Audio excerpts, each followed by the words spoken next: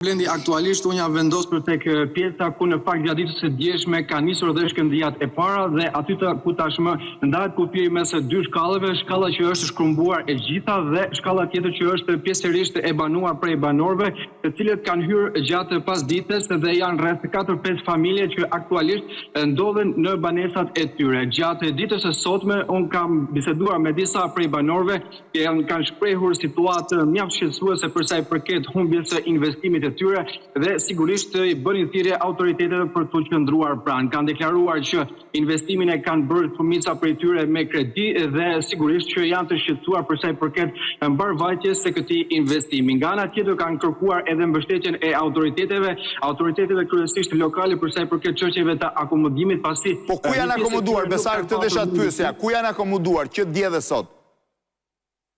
Një pjesë e tyre janë akomoduar pranë të afërmve, megjithatë ka patur edhe prej atyre banorëve të cilët janë larguar në qytetet e tjera, pra kanë ikur jashtë Tiranës tek të afërmt të tyre, tek familjet e tyre, tek banesat që kanë patur më përpara se sa të vinin në Tiranë dhe sigurisht që në ditët në vijim patjetër presin të gjejnë një zgjidhje ndoshta nëpërmjet shtëpive me qira pasi banesat e tyre janë të pabanueshme dhe sigurisht sa apartamente janë të pabanueshme, Besar?